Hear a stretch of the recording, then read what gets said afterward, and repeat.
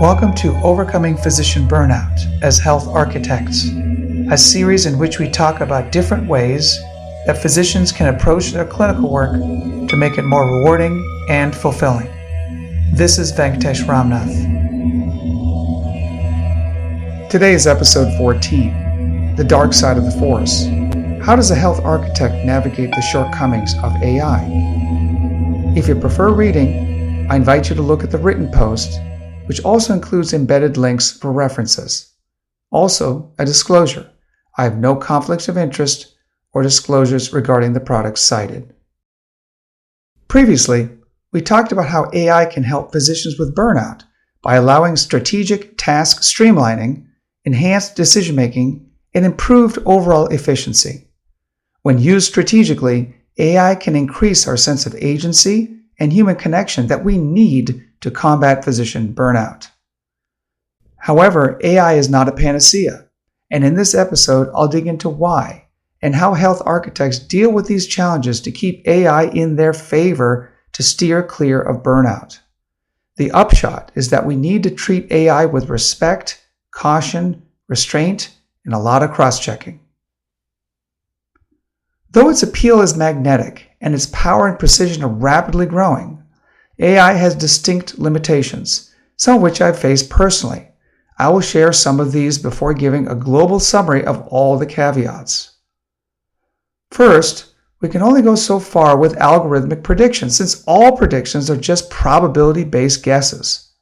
It's important to remember that as an inductive science, medicine can never be 100% certain. So even if there's a 99% likelihood of an algorithm giving the correct answer, there is a non-zero chance that it is completely off. In truth, many AI algorithms aim for an 85% ROC, or receiver operating curve, which is a measure of the strength of the prediction, as a benchmark, with 100% being a perfect prediction in terms of ROC. Without trying to be dramatic, that 15% delta in medicine could mean the difference between life and death. For example, following an algorithm that says that sepsis is not present, when in fact it is, could lead to our unwittingly withholding life-saving antibiotics or fluids. Missing a pulmonary embolus, or a heart attack, or a stroke could be equally fatal. As a result, the practicing physician and health architect must ask oneself two familiar questions. First, how much risk am I willing to take? And second, how bad are the consequences if I'm wrong? In life outside the hospital, we make decisions all the time using our powers of prediction, whether it's knowing what to wear based on the weather forecast or deciding how fast to drive based on traffic reports. Constantly making predictions based on available, but always limited, data is taxing to our brains, which is why our minds develop mental shortcuts, also known as heuristics, to save brain power. The trouble with these shortcuts is that they're often wrong. Sometimes, like in the movies, these misjudgments can be hilariously disastrous. I remember that scene from National Lampoon's Vacation, where the teenage kids, Rusty and Audrey, are riding in the back seat of their family station wagon, headed to the famous Wally World. Between them, their grandmother Edna is sitting silent and peacefully motionless. At first, everything seems fine, until she starts slumping. First onto Audrey, and then onto Rusty, as the annoyed kids shove her back and forth, convinced that their grandmother is in a deep sleep. It's only when their mom looks back from the front seat that the horrifying truth hits them all at once. Grandma Edna isn't asleep. She's dead. Oops! I know, I'm dating myself here with this reference, but it's such a great scene. And it's not a one-off. Just think about Weekend at Bernie's, or Monty Python and the Holy Grail for just two other examples of how intuitive predictions of life and death can be played with for maximum comedic effect. Well, that's the movies, but returning to medicine, it's far less amusing when a patient receives the wrong diagnosis or misses the right treatment at the right time because our predictions fall apart. The takeaway is simple. AI can be a powerful tool for forecasting, but its predictions should never be accepted blindly, since they can create a dangerous illusion of certainty. Let's move on to other limitations of AI. Even in medical disciplines like dermatology that tout more robust AI prediction capability, AI may lead us astray.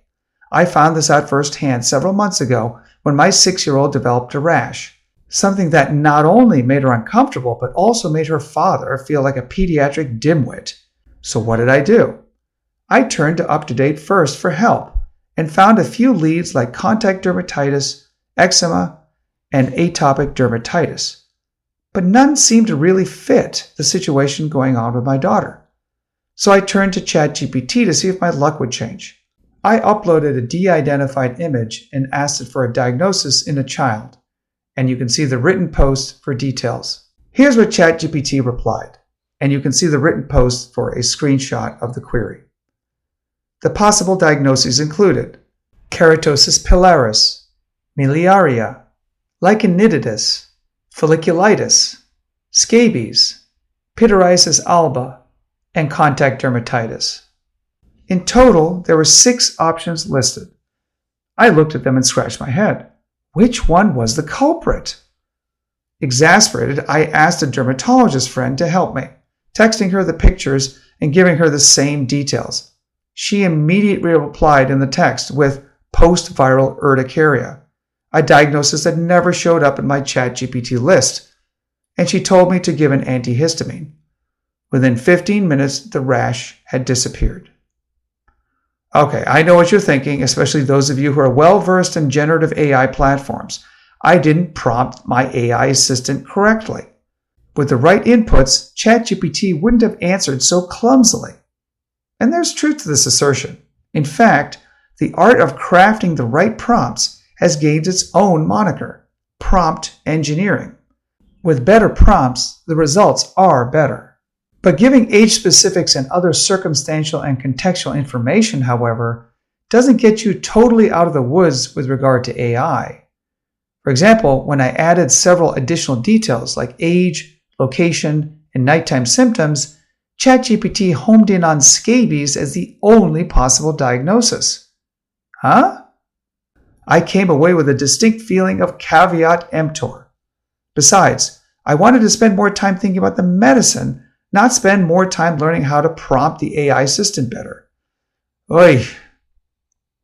My third realization about AI's limits came when I learned just how often it hallucinates, a term used to describe when AI confidently generates information that's completely made up.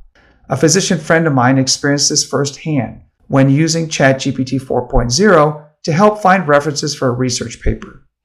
At first, she was impressed by the list it produced, but on closer inspection, one citation stood out. It looked plausible, even scholarly, but when she tried to verify it separately, her suspicions were confirmed. The reference didn't exist. The AI had completely fabricated it based on what should be true, not what was true. In fact, I've run into the same problem in my own searches. For every 5 or 6 accurate citations, there's often one that's either misleading or entirely fictional. Fourth, AI has been shown to make us dumber. How? By using generative AI tools, we become less creative and less critical thinkers. AI can serve up everything from sophisticated graphic designs to language translations in seconds, but it does so at the expense of our creative capacity, which atrophies without attention and practice. Also, critical thinking skills suffer, as a recent study showed that was conducted by Microsoft of its workers, in which they saw that increased confidence in ChatGPT was associated with reduced critical thinking. On the other hand, they found that higher self-confidence was associated with higher critical thinking. So there are longer-term cognitive trade-offs to consider when yielding to the power of AI. Finally, though AI is computer-driven, AI algorithms are not immune from bias. One salient example of where things can go wrong is a study that showed that a commercial healthcare risk algorithm claimed that Black people had the same overall risk as white people, even though the Black people were clinically sicker, since the algorithm was based on healthcare costs, not actual acuity. Therefore, false conclusions are derived from biased data sources. But AI bias is not just due to using the wrong data sources.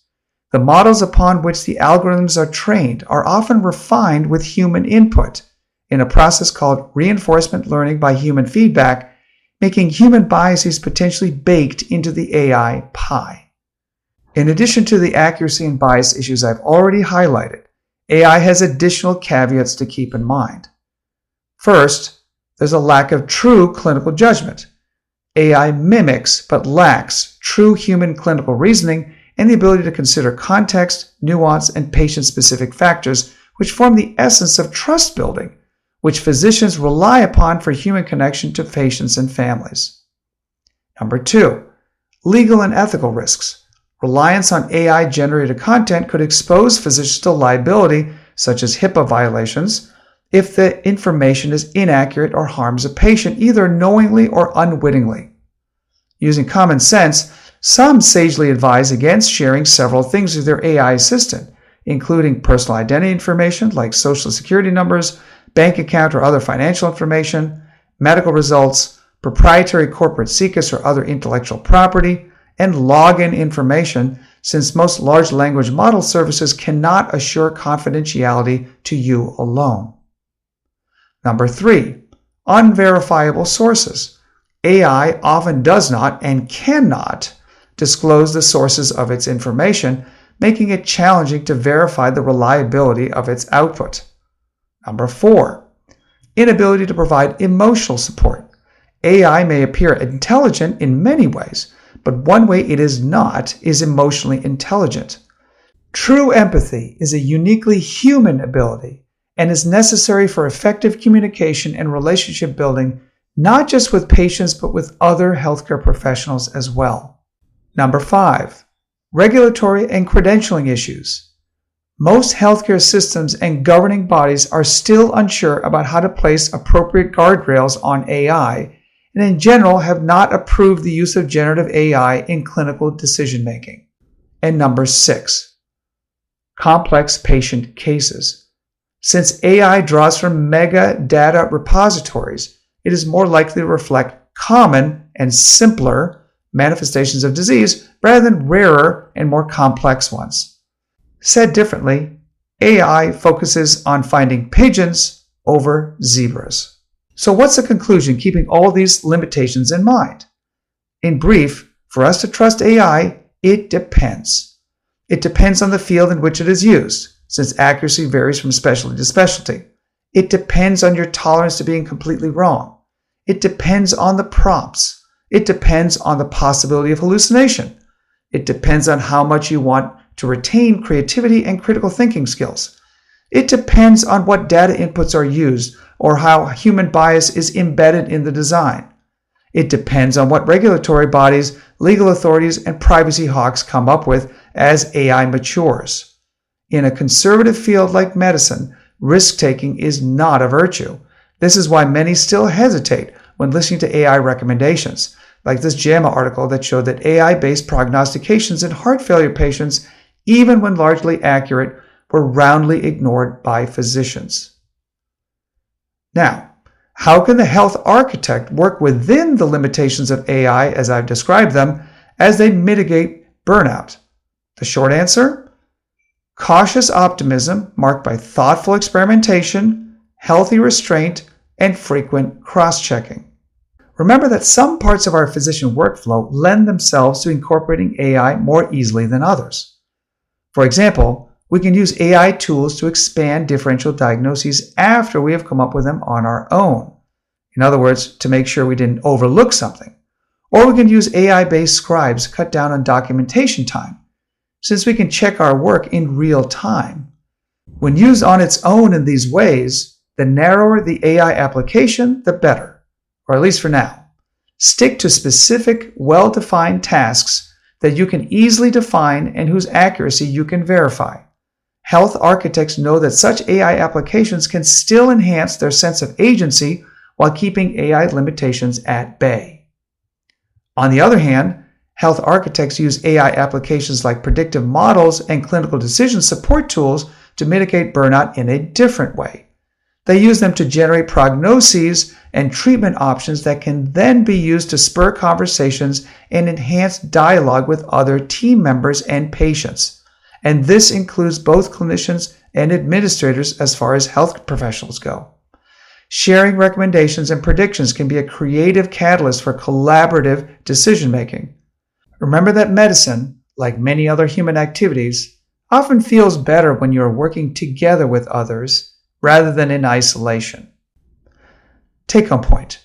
AI can be a powerful tool to ease physician burnout through automation, efficiency, and diagnostic support, but it is not a cure-all. Its predictions can be flawed, biased, or outright fabricated.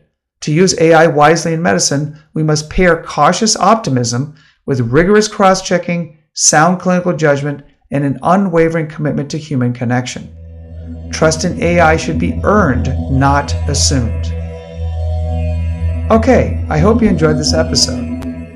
In upcoming episodes, I'll address some common myths about burnout before I dive back into more elements of the foundation of our building of health and wellness, including a focus on medical ethics. See you then.